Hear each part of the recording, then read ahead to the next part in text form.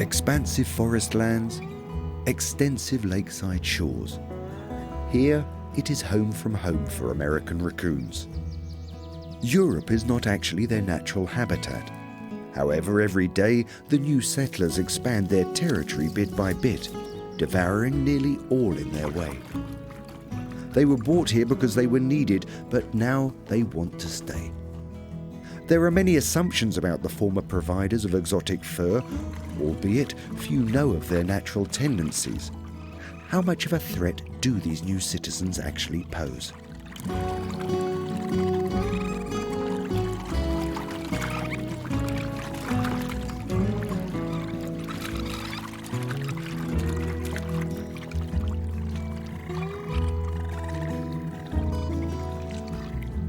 It was not easy for the raccoons to cross the Great Ocean Divide. It was only with the assistance of humans that they have today reached the shores of Germany. At present, it's estimated that there are around 500,000 now living here.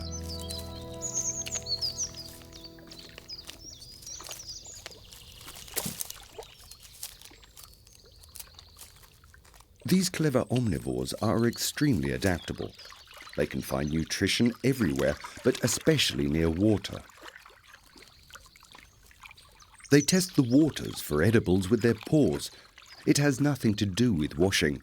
Referred to as wash bear, in many languages, the name is a misconception.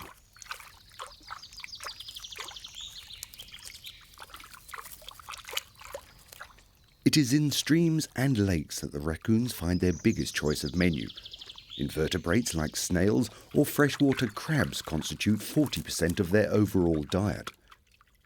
In contrast to former wisdom, raccoons actually have very good eyesight.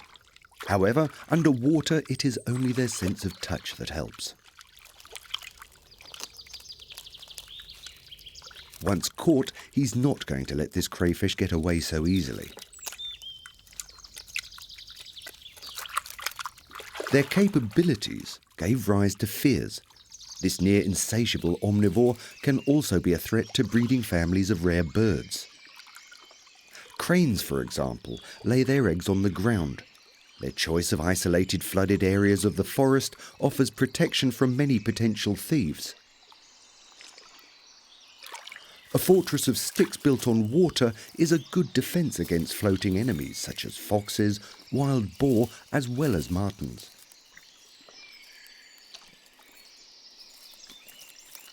But is the crane's strategy effective against raccoons?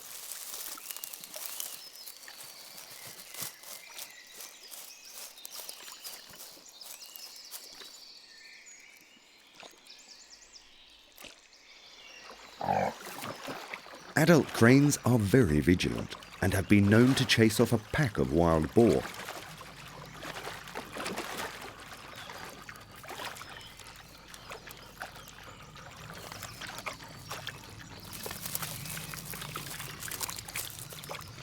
The female, with her new offspring, decides it is all a bit too risky.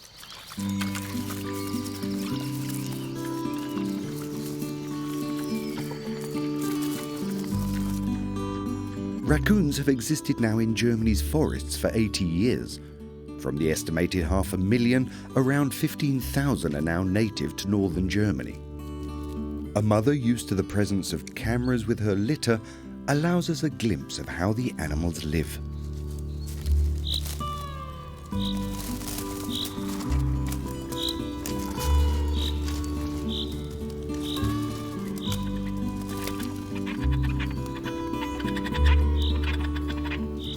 The baby raccoons are only a few hours old, so that the newborns can still without hindrance, the mother has plucked out the hairs around her nipples.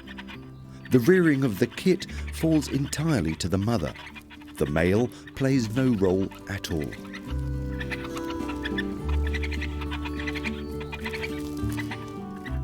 It is only after the first 4 days that the mother leaves the young ones alone, and that only for a very short amount of time.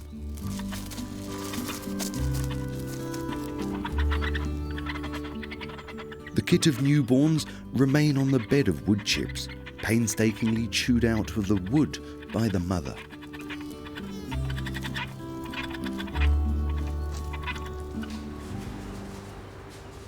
The National Park of Müritz in the north of Germany is the perfect location to observe the raccoons. Berit Kerneman and Frank Mischler have conducted research over the last few years. They want to find out what the consequences are for other animals living in the national park. They record details exactly, measuring also the size of the nests. Tell me, which number is this one again? Number 64, so we've got a cavity depth of 1 meter 4, 2, 3, and an entrance height of 3746. Okay. There is little known about the life of raccoons in Germany. Above all, it will be important for the species that lived here before the influx of the raccoons. What are the raccoons' dietary preferences? And is there a possible danger?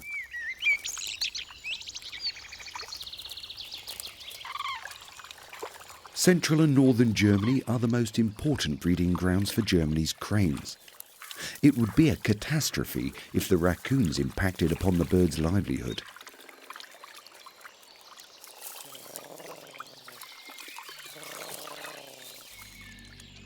A chick on its own is easy pickings.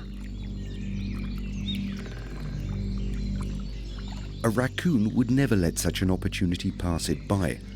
Despite that, invertebrates make up a third of their diet. Most of the rest comes from fish and frogs.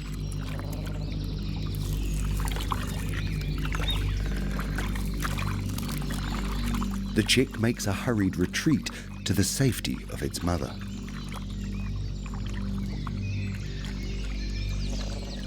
The raccoon will not want to cross paths with an angry crane.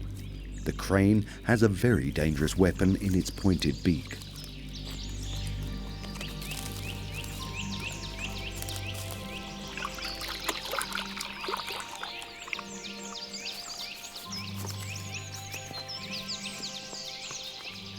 As gracile as the birds seem, they are more than capable of seeing off larger mammals. That cranes have to deal nowadays with raccoons in their environment is the fault of humans. It's the year 1934. The fashion of the time is swing music and raccoon fur coats. There's good money to be earned from the fur trade, and raccoon farms spring up across Germany. The problem is that the quality of fur from animals held in captivity is not as good as those that are allowed to roam free. For this reason, a certain Baron Sittisch of Berlepsch decides together with his breeder to let 2 pregnant raccoon couples settle in their forests. The eventual approval from Prussia's Regional Hunting Association in Berlin, however, comes later, and thereafter the introduction of the animals becomes official. My honoured friends of nature, I consider myself very fortunate to announce today before you that we have taken a major step towards the enrichment of the German landscape. In the future, raccoons will be a symbol for good hunting. For those who can capture this luxury fur, here's to good hunting. This, or something similar, is how it seemed on April the 12th, 1934.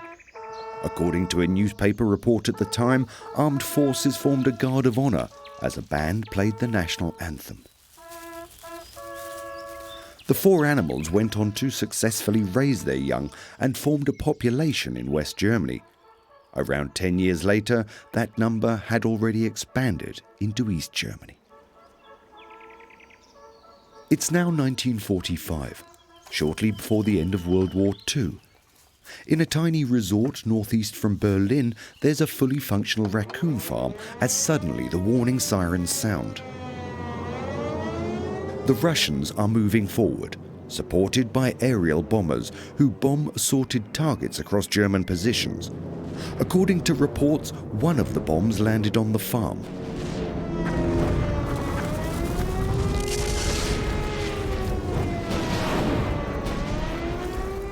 "25 raccoons managed to escape from the damaged cages.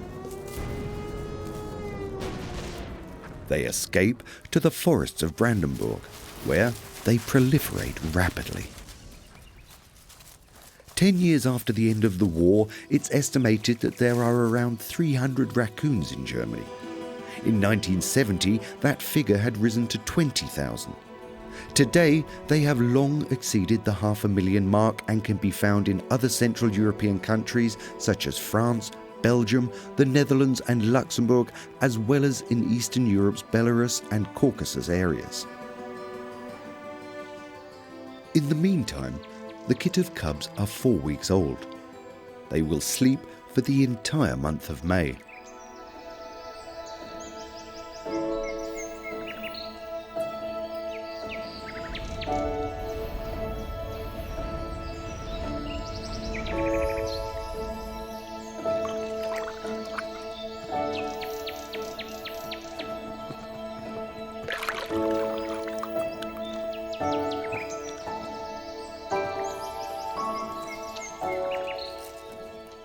The family of raccoons will spend most of their time in their cosy wood hollow, but the mother has detected something that she's not happy about. Owls belong to the animals that are dangerous and will happily feast on the young raccoons. In haste, she evacuates her family from their hollow that very night in search of a new hiding place offering security. Carried by the scruff of their neck, they adopt a rigid carrying position, making them easier to carry.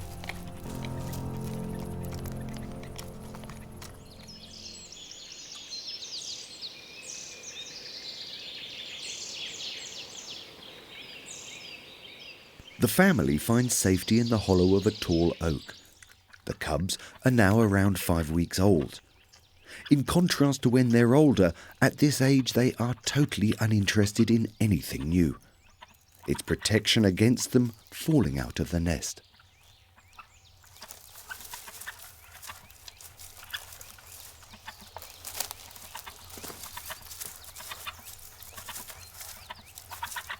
For now, the little ones are totally fixated on their mother.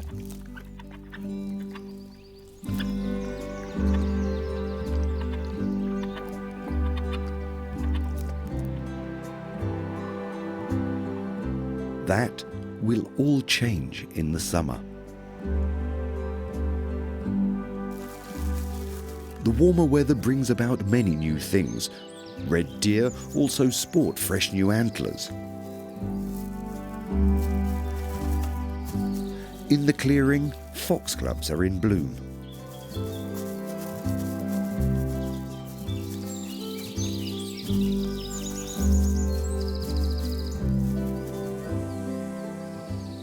The behavior of the cubs has now transformed radically. At 2 months, their desire to explore holds no bounds. They'll take every opportunity when their mother is away. As opposed to the cat family, raccoons can swivel their rear claws, allowing them to climb in both directions.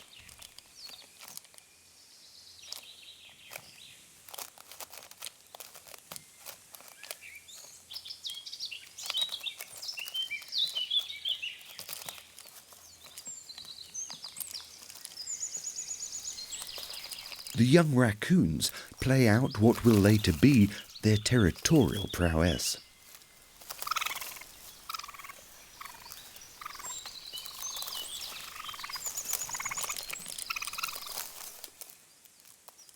It is the most dangerous time for the young cubs. Sometimes they die through misadventure after falling out of the nest. It's only a third of the youngsters who will survive their first half year.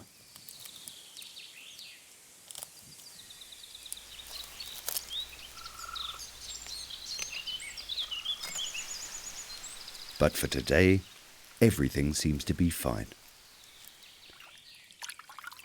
The mother of this mischievous brood is on her quest for nutrition. She leaves an important clue for the scientists. Berit Koeneman collects samples of the stools left by the raccoons. From them, she'll obtain an idea of what actually constitutes the diet of the raccoons within Müritz's National Park.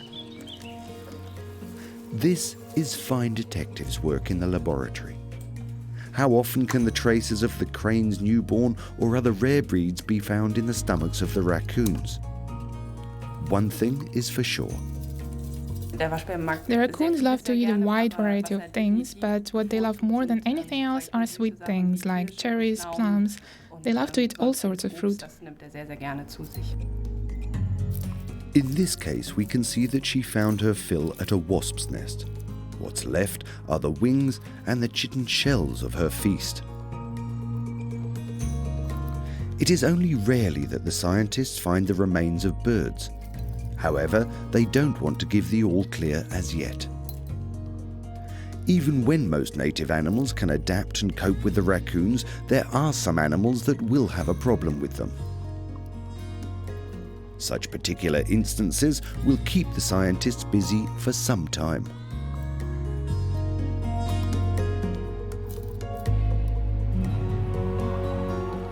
Brandenburg is home to some animals that are already considered extinct.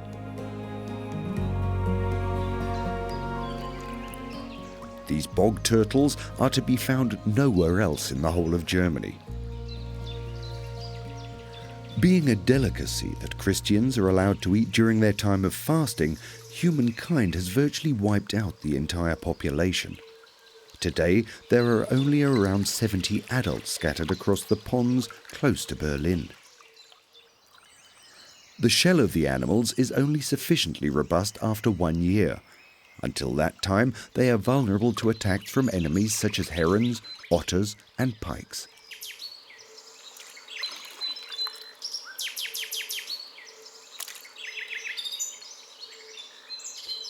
Since the 1940s, the raccoons have become an additional predator.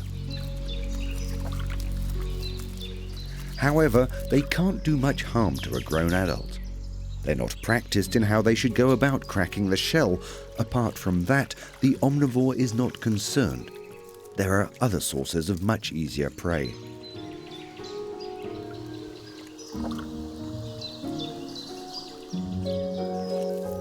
In contrast, the baby turtles are in constant danger. Whereas the sea turtles lay hundreds of eggs, the bog turtles only lay around 15.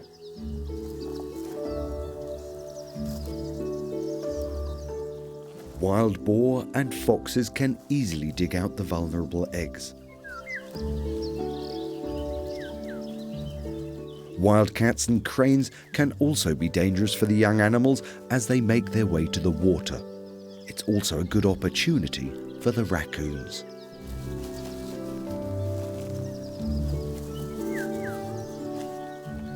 In the meantime, biologists are protecting the breeding area with electric fences and hatch the eggs in incubators. Only around a quarter of the exposed baby turtles survive.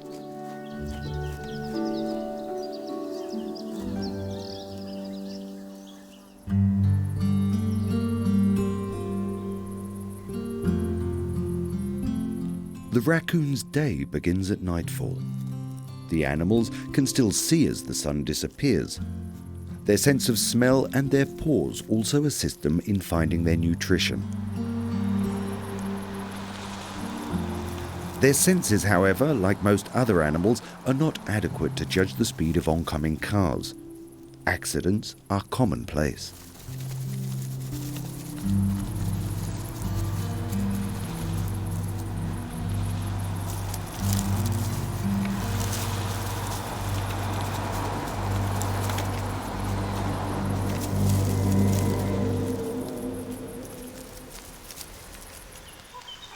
More than half of the raccoons that die in Müritz's National Park are killed through traffic accidents. Frank Mischler collects the dead animal to learn a little bit more about its condition.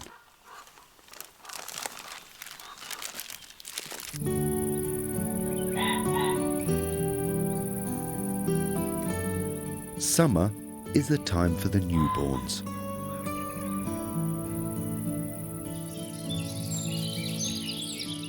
Across the landscape, they can be seen out and about with the parents. It's already hard to differentiate between the young wild boar and the grown-ups as the stripes gradually disappear.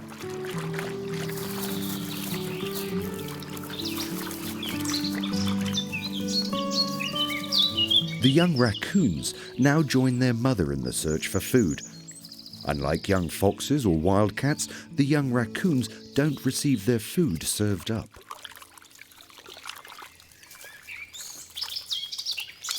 The mother simply shows her brood the best places to hunt, and then they're left up to their own efforts. Above all else, raccoons are nocturnal animals. Pictures like these are only possible because the animals are used to a human presence.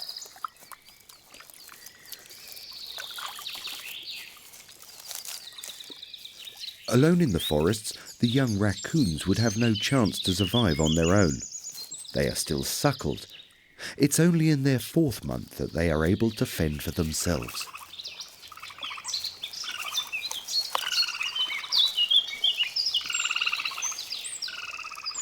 As such, the mother never lets them wander far from her eyes and maintains contact with calls.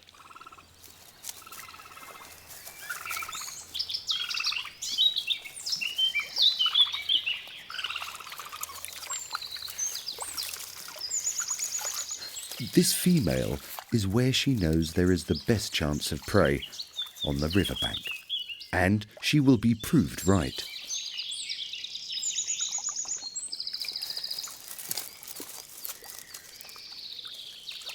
The younger ones learn by observing.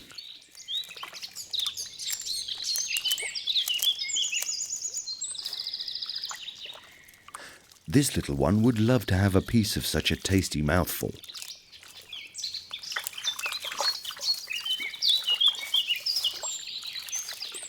However, according to their mother's rules, he'll have to obtain it on his own.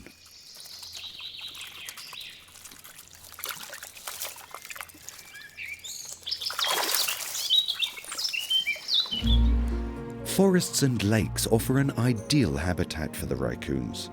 Here, they have found a home that offers a more comfortable living. 200,000 residents live in the shadow of the monument of Hercules and Castle. Additionally, there are a couple of lodgers who go largely unseen. The former capital of Hessen is today the capital for raccoons. Estimates calculate that around 50 adults can be found per square kilometre. The figure is without comparison in any other major German city. In the summer, with the young animals, that figure is probably almost double. The city is a paradise for the raccoons. Here they find food and lodgings in abundance. Our subjects here, one can see, are in their element.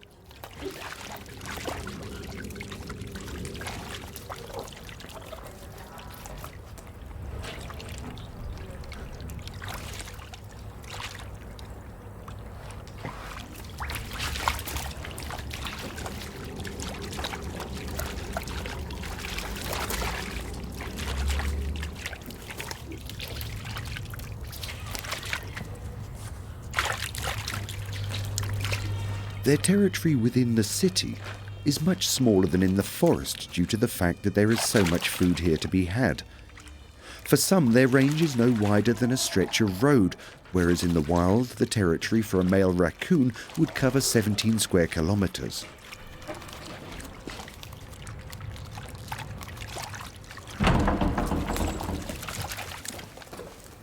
The occasional human interference is of little concern to the raccoons.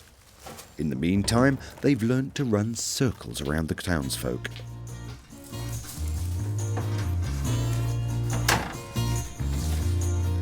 Up the drains and along the gutters, the raccoons have soon conquered the rooftops. Over 40% of the city's raccoons have found their shelter in buildings.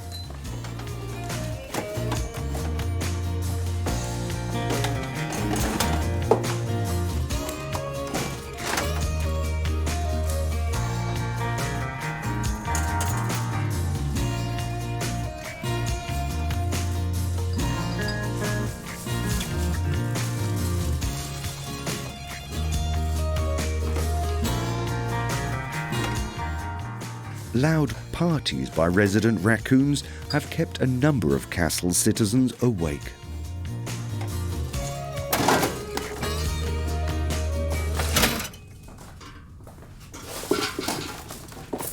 As is so often the case, although the animals can be heard, they are much more unlikely to be seen.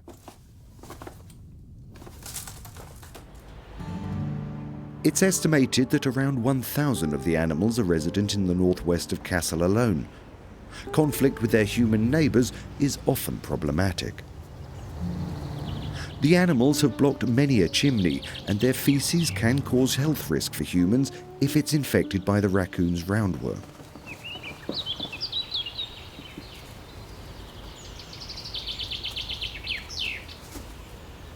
As cute as they might seem, and as agile as they are known to be a constant cause of damage within their territory.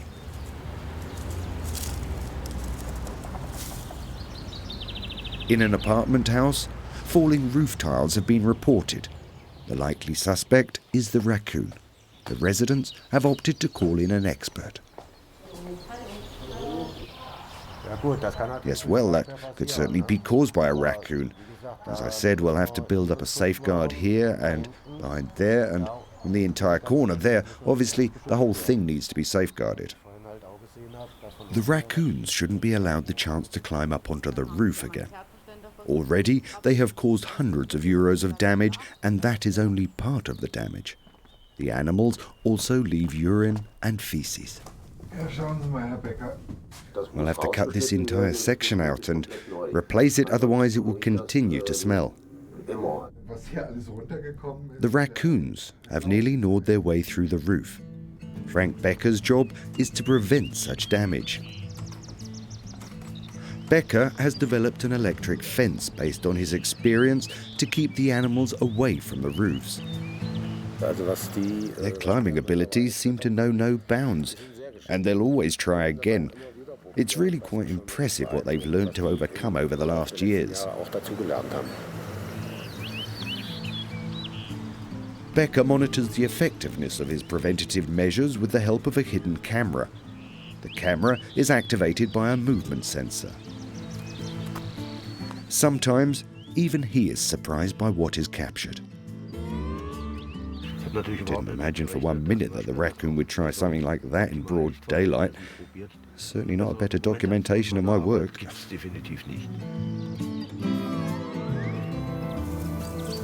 These residents have found a solution for their problems. The temptation of a cherry tree brings the raccoons out of their cover. Cherries belong to one of their favourite foodstuffs. With a combination of fruit, nuts and roots, the raccoon can account for a third of its overall food requirements.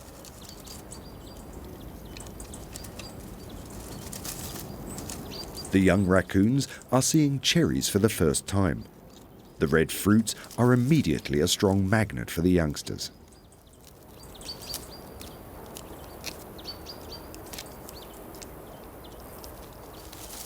Albeit, the cherries are not yet ripe.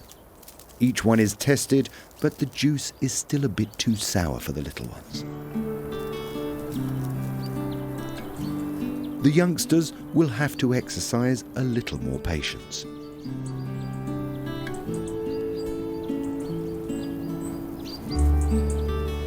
In the meantime, protection for the trees has been developed against the raccoons. Plastic cuffs are used to protect the nests of rare birds in Müritz's National Park. Towards the end of the summer, the young raccoons travel alone, having learnt to fend for themselves. However, there is still much that is new and enticing.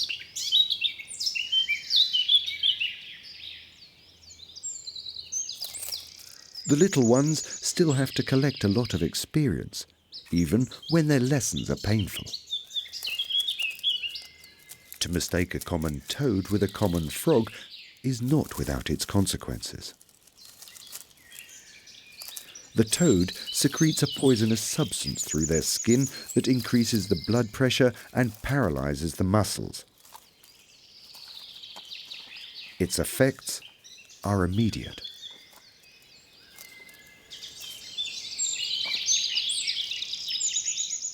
The toad is safe, and the young raccoon has learnt a lesson that it will not forget or repeat.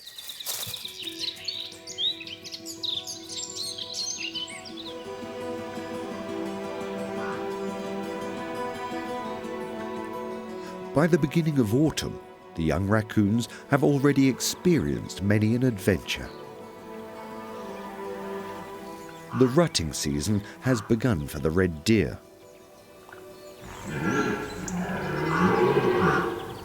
No amount of roaring will help. The females are not yet readily in the mood. The deer cries what are known as deer tears, not because they are sad, but because the brown liquid secreted through a gland from underneath the eye is used to leave a mating mask on the trees and shrubbery.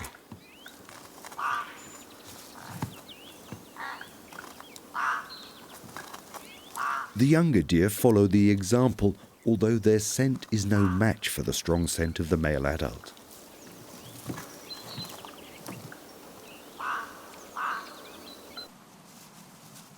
Again and again the female snubs the attention of the hormone-charged alpha male in the group.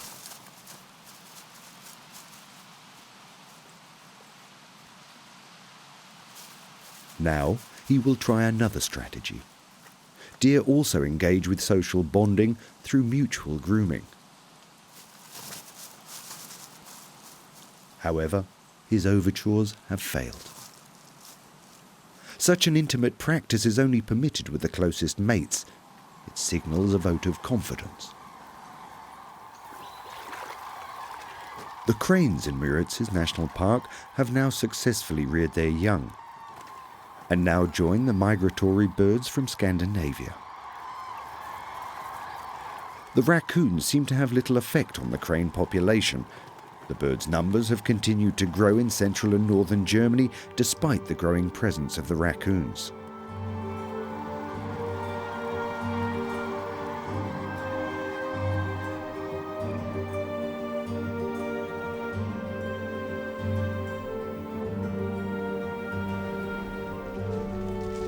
The scientists are interested to explore how the raccoons utilize their territory and go about setting traps so that they can attach a tracking device to the animals.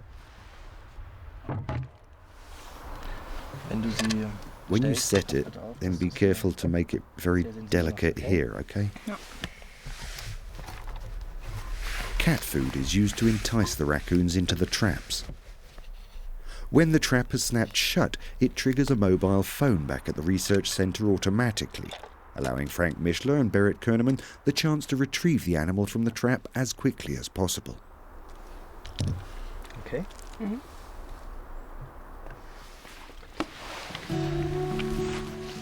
Now, the scientists have to be patient.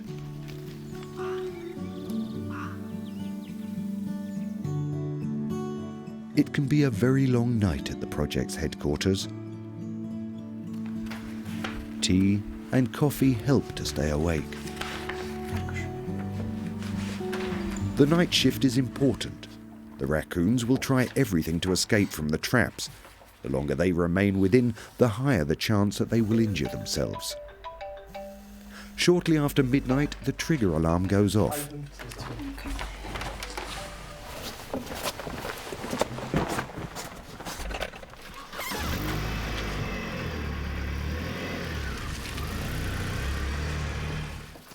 Minutes later, and the biologists are at the scene of the snare. It's a young male that has fallen into the trap.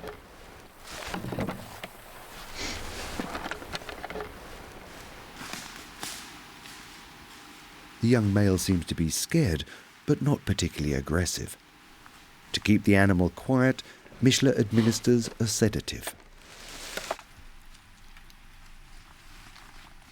Raccoons are fairly robust creatures and not prone to unnecessary panic. However, the scientist makes every effort not to injure the animal. Now the animal is heavily sedated and is totally unaware of everything.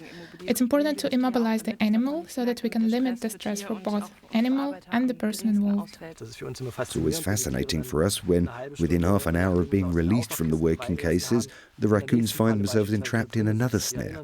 It's as if they have no recollection of what has happened before. What is important for the biologists is to take a gene sample. With such information, the pair have identified that the female remains her whole lifespan within a far more restricted territory than the male. Therewith, the raccoons avert the problems of inbreeding. Frank Mischler and Berit Koernemann will now be able to track the animal with the aid of the transmitter collar over the coming months, whereafter the collar will fall off alone when the battery has run out.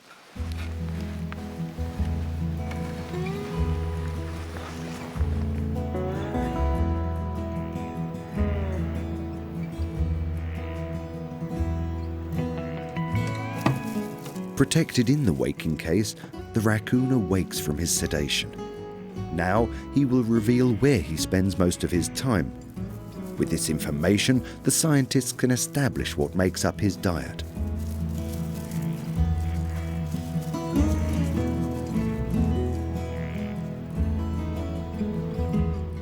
Now, both biologists can constantly be at the heels of the animal.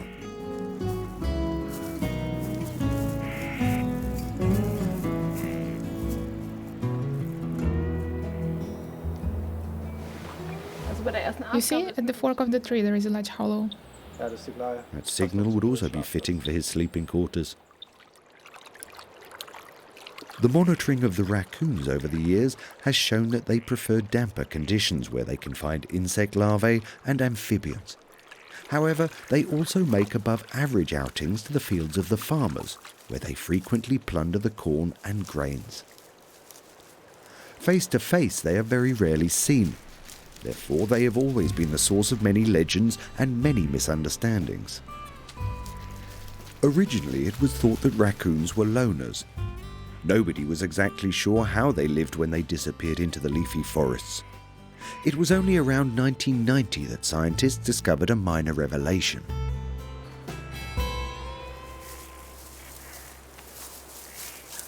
Frank Mischler has discovered a way to observe his subject more frequently. He lures the raccoon with corn to his video casing. His pictures confirm what researchers from Texas first detected. Male raccoons form alliances with up to 2 other males from separate groups. Even when there is the occasional conflict over the share of the bounty, together they patrol their territory, seeing off any possible competition.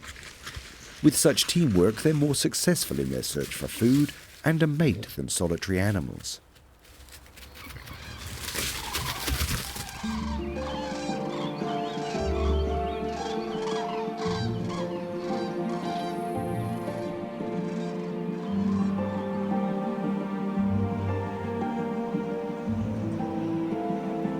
The end of autumn is a critical time of the year for the raccoons. 10 million years ago, their ancestors lived in the tropics. Within such an environment, there was never a problem of food regardless of the time of year, not even in the winter.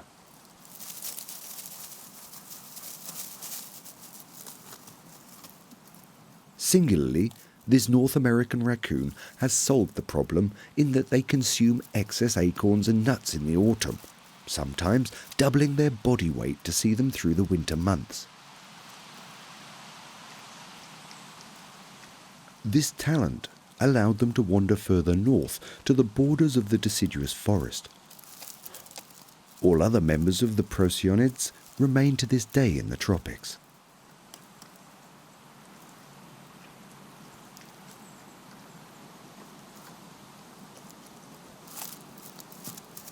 Germany, with its relatively mild winters, has proved to be an ideal environment for raccoons. However, hunters who originally let them loose in the wild now don't want them habiting the forests anymore. They consider them alien to the landscape.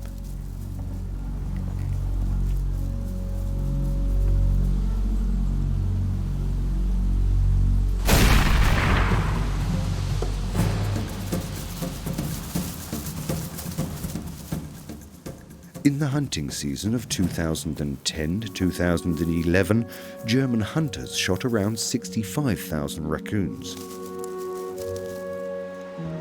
However, they are far from being eradicated. Estimates number them to be over 500,000 across Germany. Hunting infringes on a mere 10% of the population. Aside from that, the raccoons react with a trick with which they deal with such a loss. At the national park, the young animals from this year are out and about. The young females do not yet participate in the procreation. The role is reserved for the mature female. When the older members die, the younger ones pair up to counteract the loss. In a short amount of time, the population has exploded, making all efforts to hunt them counterproductive. In Spain, this has led to an all-out war on the animals in an effort to contain them. These two youngsters from this year are both wearing a transmitter collar. They too have been ensnared by the traps laid by the scientists. Frank Mischler has located the animal and is witness to its adolescent recklessness.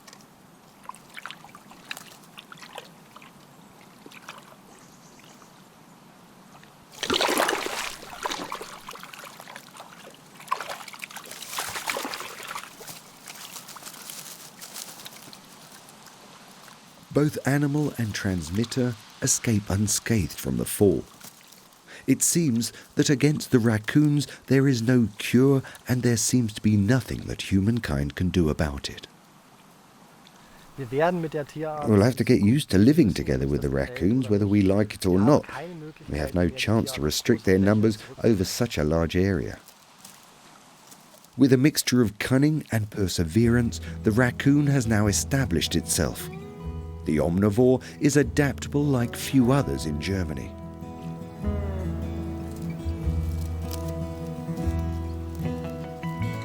Towards the winter, the raccoon retreats for increasing amounts of time to its den, where it can conserve its energy more easily.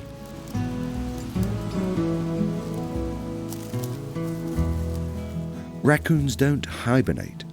It's only when it snows that they retreat completely to their hollows. The animals can not only survive the hardest of German winters, they are here for good. Humans and animals will have to adapt to that. But is it really such a problem? From the scientists' findings, it seems that the raccoon is not as dangerous as its reputation might have once suggested.